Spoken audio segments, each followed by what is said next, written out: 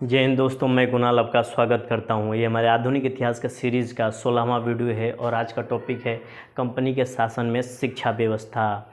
ये कंपनी के शासन की व्यवस्था का अंतिम व्यवस्था है। इससे पहले वाली व्यवस्थाओं को हम लोगों ने बहुत गहराई से अध्ययन किया था, जिसमें हम लोगों ने कंपनी शासन की न्याय व्यवस्था, पुलिस व्यवस्था, सिविल सर्विसेज की व्यवस्था का अध्ययन किया था। इसके अलावा कंपनी की आर्थिक एवं लगान पद्धति के संबंध में भी विशेष अध्ययन किया था। इसके पहले वाले लेक्चर में हम लोगों ने कंपनी के सामाजिक एवं सांस्कृतिक नीतियों के संबंध में विहंगम दृष्टि डालते हुए अध्ययन किया था। आज हम लोग कंपनी के शासन की शिक्षा व्यवस्था का अध्ययन करेंगे और आइए देखते हैं कि कंपनी की शिक्षा व्यवस्था थी क्यों लागू की गई थी, ये क्या है, ठीक है ना। इसके पीछे मुख्य उद्देश्य क्या था, इसको समझने का प्रयास करेंगे।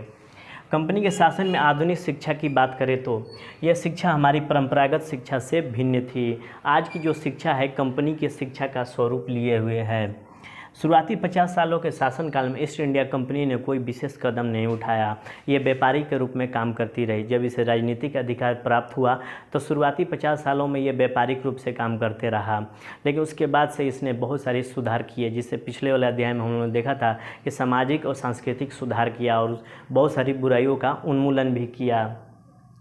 लेकिन अब शिक्षा की व्यवस्था में देखेंगे इसने कौन कौन से कदम उठाए थे। 1781 में वारेन हेस्टिंग्स जो गवर्नर जनरल थे, मुस्लिम कानून और इसके संबंध में जो विषय थे उसके अध्ययन के लिए कलकत्ता में मदरसा की स्थापना की। इसको याद कर लेंगे।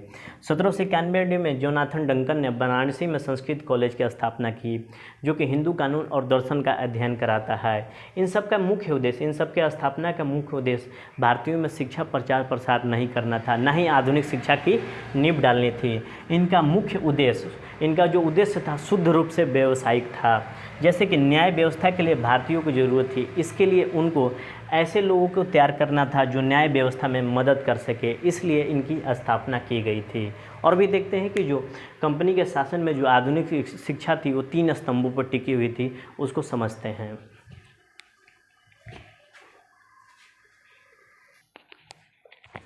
भारत में शिक्षा प्रचार प्रसार के 3 मुख्य स्तंभों की बात करें तो 19वीं शताब्दी के दौरान यह 3 स्तंभ विकसित हुए, जिसका समय काल 1825 से लेकर 30 AD के बीच में कह सकते हैं। सबसे पहला अपना आता है कंपनी शासन या सरकार, दूसरा ईसाई धर्म प्रचारक और तीसरा प्रबुद्ध भारतीय वर्ग। ये तीनों शिक्षा के 3 प्रमुख स्तंभ होते हैं। बारी बारी से इन तीनों का अध्ययन करेंगे। इसके बाद हम लोग देखेंगे कि जो ईसाई धर्म होता है, ये देखेंगे ईसाई धर्म वाला। ईसाई धर्म के केंद्र में सेवा होती है, जिस वजह से क्या हुआ कि शिक्षा के लिए इन्होंने स्कूलों की स्थापना की और स्वास्थ्य के लिए अस्पतालों की स्थापना की। ये भारतीयों को आधुनिक शिक्षा के देने के पक्ष में थे, या भारतीयों को आधुनिक शिक्षा दी जाए तो ये अपना धर्म बदलने के लिए तैयार हो जाएंगे। यानी कि ईसाई धर्म के प्रचार प्रसार के लिए भी शिक्षा व्यवस्था लागू की गई थी। इसी में देखते हैं कि प्रबुद्ध भारतीय वर्ग का उदय होता है, जो कि मॉडर्न ज्ञान विज्ञान तर्क पर आधारित शिक्षा के समर्थक थे और शिक्षा का माध्यम इंग्लिश के समर्थक में थे। शिक्षा के विकास के चरणों में बात करें तो भारत में आधुनिक शिक्षा का विकास 1813 यानी कि चार्टर एक्ट 1813 AD के माध्यम से होता है, जहां पर विद्वान भारतीयों को बढ़ावा दिया जाता है या प्रोत्साहित किया जाता है। इसमें आधुनिक विज्ञान का ज्ञान को प्रोत्साहित करने के लिए, जो आधुनिक विज्ञान है उसके ज्ञान को प्रोत्साहित करने के लिए कंपनी 1 लाख रुपये खर्च करेगी, ऐसा व्यवस्था था। लेकिन हम देखेंगे कि कंपनी धर्म संकट में फंस जाती है। देखते हैं कैसे। कंपनी मूलतः व्यापारी थी। ये चाहते थे कि भारत का आधुनिकीकरण हो ताकि ब्रिटेन में निर्मित मालों का क्रय करें, यानी कि जो ब्रिटेन में जो निर्मित माल था उसका खपत करने के लिए ये इनको आधुनिक बनाना चाहते थे। रंग रूप से तो भारतीय थे, लेकिन सोच समझ से अंग्रेज ये बनाना चाहते थे। इसके लिए आधुनिक चेतना की ज़रूरत होगी। आधुनिक चेतना के लिए ज्ञान विज्ञान का प्रचार प्रसार हो, ऐसा ये मानते थे। परंतु अंग्रेज धर्म संकट में फंस गए। अगर शिक्षा का प्रचार प्रसार इतना ज़्यादा कर दिया तो भारतीय चेतना जागृत होकर स्वतंत्रता समानता जैसे मूल्यों की मांग करने लगेगी और विद्रोह करने लगेगी। इस कारण से ये धीरे धीरे संतुलित आधुनिकीकरण की नीति को लेकर चलते हैं। ठीक है।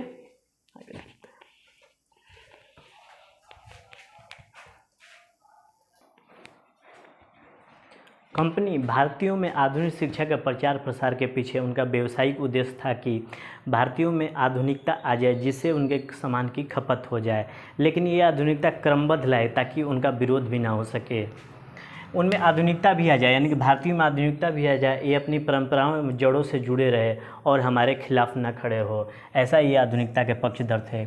1823 एडी तक 1 लाख की छोटी सी राशि आवंटित करनी थी, जो इसे आवंटित नहीं की गई। जैसे कहा गया था 1813 एडी के एक्ट में कि विज्ञान के प्रचार प्रसार के लिए, आधुनिक विज्ञान के प्रचार प्रसार के लिए 1 लाख रुपए खर्च किए जाएंगे, लेकिन ये राशि आवंटित नहीं की गई। 1835 में लॉर्ड मैकाले, जो governor general Lord William Bentinck थे, उसके परिषद में थे। ये विधि सदस्य थे जिन्होंने आईपीसी तैयार किया था। मैकाले ब्रिटेन के बहुत बड़े समर्थक थे, ये भारतीयों को नीची निगाह से देखते थे। 1835 एडी के आसपास शिक्षा के क्षेत्र में बहुत बड़ी बहस चली। देखने को मिलता है कि पाश्चात्य ज्ञान बनाम परंपरागत भारतीय शिक्षा में टकराव देखने को मिला। आपस में बहस चली कि कौन श्रेष्ठ है। अंग्रेजी बनाम वर्नाकुलर, यानी कि भारतीय भाषा, अंग्रेजी बनाम भारतीय भाषाओं के बीच में द्वंद्व देखने को मिला कि कौन सा बेहतर है। उसके बाद देखेंगे कि भारतीयों का बहुत बड़ा वर्ग, जिसमें राजा राम मोहन राय थे, अंग्रेजी शिक्षा एवं पाश्चात्य ज्ञान के पक्षधर थे। ये पाश्चात्य ज्ञान के बिना भारत अपने वर्तमान परंपरागत अंधविश्वास संकीर्णता के मानसिकता से उबर नहीं पाएगा, ऐसा कहते थे राजा राम मोहन राय। इसलिए ये पाश्चात्य शिक्षा के पक्षधर थे। वैज्ञानिक चिंतन एवं लोकतांत्रिक चिंतन पाश्चात्य ज्ञान की कुंजी है, ऐसा कहा जाता था। लॉर्ड मैकाले इसी विचार के थे। मैकाले ने अपना माइन्यूट जारी किया, जिसे आलोक पत्र या स्मरण पत्र कहते हैं। ये कहते हैं कि ये भारतीय शिक्षा पद्धति का फाउंडेशन बना। आगे चल के ये जो मैकाले का जो माइन्यूट हुआ, ये भारतीय शिक्षा पद्धति का फाउंडेशन बना। जो भारतीय भाषाएं हैं वो इतनी विकसित नहीं है। इसमें कहा गया कि जो भारतीय भाषाएं हैं वो इतनी विकसित नहीं है कि वो पाश्चात्य ज्ञान, यानी कि पश्चिमी ज्ञान के उद्देश्यों को पूरा कर सके, पाश्चात्य ज्ञान की अभिव्यक्ति या भावनाओं को व्यक्त कर सके। इसलिए इन्होंने घोषित रूप से माध्यम, शिक्षा के माध्यम अंग्रेजी रखा, घोषित किया एवं लागू भी किया, और विषय पाश्चात्य ज्ञान को रखा। जो विषय रहेगा शिक्षा में पढ़ाया जाएगा वो पाश्चात्य ज्ञान रहेगा, क्योंकि मैकाले उन लोगों में शामिल थे जो भारतीय ज्ञान संस्कृति को निकृष्ट मानते थे, निम्न दर्जे का मानते थे।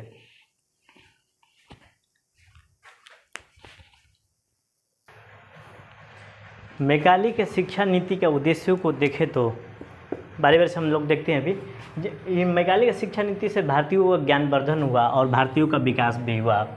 मैकाले की शिक्षा की नीति से प्रशासन व्यापक, हम लोग देखते हैं कि धीरे धीरे जो अंग्रेज़ थे भारत में राजनीतिक अधिकार प्राप्त करते जा रहे थे, जिससे उनका प्रशासन व्यापक होते जा रहा था। कंपनी को अधिकारियों की जरूरत पड़ी। उच्च पद पर तो अंग्रेज़ थे, लेकिन बाकी निम्न पदों पर नियुक्ति के लिए अधिकारी तैयार करने थे, जो कि इन्होंने भारतीयों के रूप में तैयार किया। अपने समर्थन में एक वर्ग तैयार करना था। वे चाहते थे कि ऐसे भारतीय अधिकारी तैयार हों जो उनकी मानसिकता के थे, उनका समर्थन भी करें एवं उनका राजकाज भी चलाए, अंग्रेज़ों के पक्ष में ये खड़े रहें। तो ऐसा शिक्षा के माध्यम से करना चाहते थे। इसलिए लॉर्ड मैकाले का एक प्रसिद्ध कथन है, हम ऐसे वर्ग बनाने के लिए जी जान से प्रयत्न करना है, हमें ऐसे वर्ग बनाने के लिए जी जान से प्रयत्न करना चाहिए जो हमारे उन करोड़ों लोगों के बीच जिन पर हम शासन करते हैं वो दुभाषीय का काम कर सकें, यानी कनेक्शन का काम कर सके। ये उन लोगों का वर्ग हो जो रक्त और रंग के दृष्टि से भारतीय हो, मगर रुचि, विचारों और आचरण और बुद्धि के दृष्टि से अंग्रेज हो। ऐसा इनका प्रसिद्ध कथन था। तो देख लीजिए, शिक्षा के माध्यम से ऐसे वर्ग की ये तैयारी में थे। मैकाले का कथन सही भी साबित हुआ। अंग्रेजी शिक्षा आने के बाद भारत में ऐसे वर्ग तैयार हुए जो अपने आप को आधा अंग्रेज मानता था। भारतीयों को ये हे दृष्टि से देखने लगे थे। ठीक है।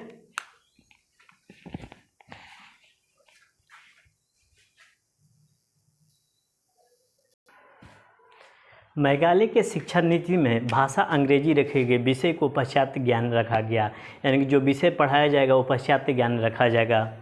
इसके बाद देखेंगे कि ये जो जितना भी शिक्षा का प्रचार प्रसार हुआ बंगाल में सबसे ज़्यादा तीव्र गति से हुआ, क्योंकि यहाँ पर बड़ी संख्या में प्राथमिक स्कूल खोले गए। इसके साथ साथ अंग्रेज़ों के स्कूल एवं कॉलेज भी खोले गए, क्योंकि बंगाल मद्रास और मुंबई ये प्रेसिडेंसी थे, लेकिन बंगाल पर महत्वपूर्ण प्रेसिडेंसी था, इसलिए यहाँ पर जल्दी कार्रवाई की गई। शिक्षा पर मामूली खर्च किया गया। शिक्षा के लिए डाउनवर्ड फिल्ट्रेशन थ्योरी अपनाई गई। इसमें क्या होता है हम भी देखते हैं, यानी ऊपर के लोगों को शिक्षित करने से उनका ज्ञान धीरे धीरे रिस्क पहुंच जाएगा। यानी कि ऊपर के कुछ लोगों को आप लोग ज्ञान देंगे तो नीचे वाले जो भी लोग होंगे उन तक ज्ञान धीरे धीरे पहुंच जाएगा। ऐसा इनका मानना था डाउनवर्ड फिल्ट्रेशन थ्योरी से। अंग्रेजी को बढ़ावा इन्होंने दिया एवं लोक शिक्षा पद्धति को उपेक्षा की। इसके बाद इस कारण भारतीयों का एक वर्ग मैकाले की इस नीति के कटु आलोचक था, क्योंकि ये पाश्चात्य शिक्षा को बढ़ावा देना चाहते थे और भारतीय शिक्षा को नीचे दबाना चाहते थे। इस वजह से क्या हो कि पढ़े लिखे वर्ग के चेतना में परिवर्तन तो जरूर आया शिक्षा के माध्यम से। ये जो आया और शिक्षा का ये जो पढ़े लिखे के चेतना में परिवर्तन आया शिक्षा के जरिए, ठीक है ना। ये क्या करते थे कि शिक्षा के माध्यम से लोगों को शिक्षित नहीं करते थे, जाके पढ़ाते नहीं थे। ये पत्र पत्रिकाओं, राजनीतिक दलों के माध्यम से, सार्वजनिक मंचों के जरिए ये जनता के बीच में जाते थे और ये लोकतंत्र की बात करते, राष्ट्रवाद की बात करते और साम्राज्यवाद के विरुद्ध बातें करते। ये जो कटु आलोचक था एक वर्ग, इन माध्यमों से जनता के बीच में संपर्क साधते थे। उसके बाद क्या हुआ कि सामाजिक आर्थिक समानता न्याय की बात ये लोग करते थे। शिक्षा भले ही नहीं दिया लोगों तक, शिक्षा के जरिए ये नहीं पहुँचे, लेकिन इन माध्यमों से लोगों तक इन्होंने पहुँच बनाई, जिनका चेतना परिवर्तित हुआ था, ठीक है ना। सामाजिक आर्थिक समानता न्याय की बात करते हैं ये लोग। जितने भी जो कटु आलोचक था वो शिक्षा तो ले लिया, शिक्षा के जरिए लोगों तो संपर्क नहीं साधा, इन माध्यमों से लोगों तक संपर्क साधा। इसके माध्यम से लोगों को चेतना में विकास किया, ठीक है ना। ये इस तरह हम कह सकते हैं कि जो डाउनवर्ड फिल्ट्रेशन थ्योरी था, यानी कि ऊपर के लोगों को शिक्षित करने से ज्ञान नीचे नीचे पहुंच जाएगा। ज्ञान के माध्यम से तो नहीं पहुंचा, इन माध्यमों से लोगों तक ज्ञान और चेतना का विकास किया गया। डाउनवर्ड फिल्ट्रेशन थ्योरी शिक्षा के रूप में तो काम नहीं आया, लेकिन दूसरे रूपों में प्रभाव जरूर दिखाया। इन रूपों में शिक्षा ने प्रभाव जरूर दिखाया, ठीक है ना।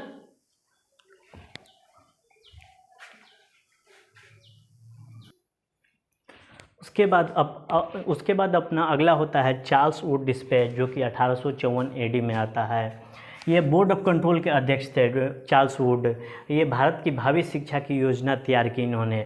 यह इतना बढ़िया था कि इसे भारतीय शिक्षा का मैग्ना कार्टा कहा गया, क्योंकि 13वीं शताब्दी में जो मैग्ना कार्टा आया था वो लोकतंत्र का आधार बना था। इसी तरह हम देखेंगे कि ये भारतीय शिक्षा का आधार बनता है, इसलिए इसे मैग्ना कार्टा की संज्ञा दी गई।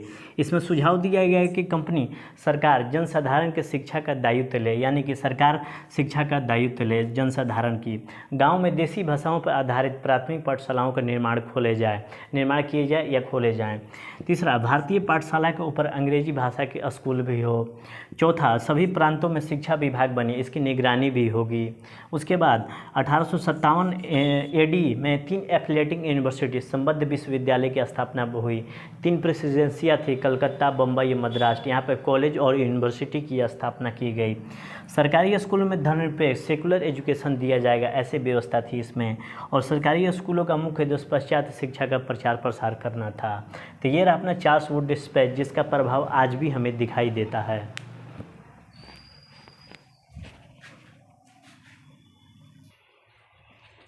सन 1844 एडी में सरकार ने घोषणा की कि सरकारी नौकरी प्राप्त करने के लिए अंग्रेजी का ज्ञान आवश्यक होगा। इससे देसी भाषा के स्कूलों का महत्व खत्म होने लगा, जिसमें गुजराती, मराठी, हिंदी, राजस्थानी, ये सारे स्कूलों का महत्व खत्म होने लगा था। सरकारी नौकरी के प्रति आकर्षण बढ़ा, क्योंकि ना तो उस समय दस्तकारी बची थी। हम लोगों ने पीछे देखा था कि अंग्रेजों की आर्थिक नीति की वजह से दस्तकारी, खेतीबाड़ी और व्यापार भारतीयों का तहस नहस हो चुका था। उसके बाद देखेंगे सरकारी नौकरी में जाने से समाज में प्रतिष्ठा बढ़ रही थी। इस तरह अंग्रेजी का महत्व बढ़ने लगा, भारतीय भाषाओं का पतन होने लगा। तो सरकार की ये घोषणा बहुत ज़्यादा भारतीय भाषाओं को नीचे दबा दी। आधुनिक शिक्षा की नींव रखी इस 1844 एडी में जो अंग्रेज़ों ने। इसके अलावा इसके जितने भी 1844 या इससे पहले जितने भी एक्ट आए, आधुनिक शिक्षा की नींव रखी। उसका सिर्फ उद्देश्य था क्लर्क पैदा करना, यानी कि यूरोपीय पद्धतियों भाषा का ज्ञान हो लोगों के पास। ये वर्ग इंग्लैंड से बनी वस्तुओं का बहुत अच्छा खरीदार बन सके, इसलिए इस वर्ग को तैयार किया गया, एक क्लर्क वर्ग को तैयार किया गया। उसके बाद देखते हैं 1857 एडी में 3 प्रेसिडेंसी, अब बम्बई, कोलकाता और मद्रास में 3 मेडिकल कॉलेज खोले गए। केवल 1 इंजीनियरिंग कॉलेज खोला गया, वो भी रुड़की में। यहाँ पर ज़्यादातर यूरोपियों का दाखिला होता था। इतने कम संस्थान खोले गए, यानी कि हम लोग आलोचना के बिंदु की बात करें तो बहुत कम संस्थान खोले गए। यह दर्शाता है कि वैज्ञानिक उच्च शिक्षा एवं पेशेवर शिक्षा का बहुत ज़्यादा उपेक्षा की गई थी।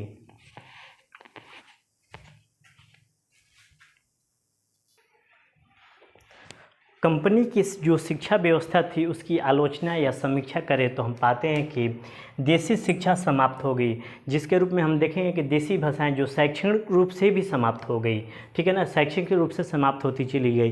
जैसे गुजराती मीडियम की शिक्षाएं, मराठी मीडियम की शिक्षाएं या राजस्थानी मीडियम की शिक्षाएं या देसी भाषाएं जो भी हो वो शैक्षणिक रूप से समाप्त होती चली गई। नारी शिक्षा की कोई व्यवस्था नहीं की गई थी कंपनी के शिक्षा व्यवस्था में, क्योंकि जनता के आक्रोश से बचने के लिए ऐसी व्यवस्था की गई कि नारी शिक्षा की व्यवस्था नहीं होने तो जनता आक्रोशित हो जाएंगी। अंग्रेज़ों को लगा कि नारियों को अगर पढ़ा लिखा दिया जाए तो इनको दफ्तरों में नौकरी नहीं दे सकते हैं, हमारा पढ़ाया लिखाया बेकार हो जाएगा। जो उच्च शिक्षा थी शहरों में थी, जो उच्च शिक्षा थी शहरों में थी, हायर एजुकेशन शहरों में थी, जो आज भी हमें दिखाई देती है। शिक्षा बहुत महंगी थी, इसे शहरी लोग ही वहन कर सकते थे। नतीजतन शहरी लोगों का उच्च शिक्षा पर एकाधिकार हो गया, मोनोपोली हो गया। इस प्रकार अंग्रेज बिना कुछ किए ही शहर और गाँव के बीच में खाई पैदा कर दिए।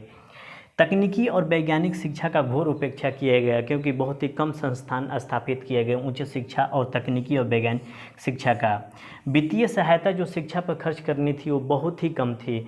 1886 में एक आंकड़ा के अनुसार बात करें तो सरकार की आय अगर 47 करोड़ थी तो उसमें से शिक्षा पर मात्र 1 करोड़ खर्च किया गया था। आम लोगों की शिक्षा की उपेक्षा की गई। 1928 की आय 1921 में हम बात करें तो कुल भारतीय में 8% मात्र भारतीय शिक्षित थे और 8% में भी 2% भारतीय शिक्षित थे। अंग्रेज़ों को भारतीयों को शिक्षित करने का कोई सामाजिक सरोकार नहीं था। कंपनी के शासन में जो शिक्षा व्यवस्था थी उनका भारतीयों को शिक्षित करना कोई मुख्य उद्देश्य नहीं था। वे इसलिए भारतीयों को शिक्षित कर रहे थे कि प्रशासन में मदद मिल जाए, उनको बाज़ार मिल जाए, ताकि उनके द्वारा निर्मित इंग्लैंड में जो निर्मित सामान हो रहे थे उनका खपत हो जाए और मानसिक रूप से एक सहयोगी वर्ग मिल जाए, ठीक है ना। तो ये अपना रहा है 1921, सही है, राइट है, 1921 ही होगा, ठीक है। तो ये रहा कंपनी शासन में शिक्षा व्यवस्था, जिसके फलस्वरूप हम लोगों ने आज भी उसका प्रभाव कंपनी की शिक्षा व्यवस्था का आज भी हमारे शिक्षा व्यवस्था पर दिखाई देता है। तो ये हम लोगों ने डिटेल से कंपनी की शिक्षा व्यवस्था का अध्ययन किया। कल हम लोग 1857 से पहले जो भी विद्रोह थे उसका अध्ययन करेंगे। उसके बाद हम लोग 1857 की क्रांति में विधिवत रूप से प्रवेश करेंगे, जहाँ से मुख्य सिलेबस की शुरुआत होती है, ठीक है। तो आज भर के लिए इतना ही। आपके सहयोग के लिए धन्यवाद। नमस्कार, जय हिंद।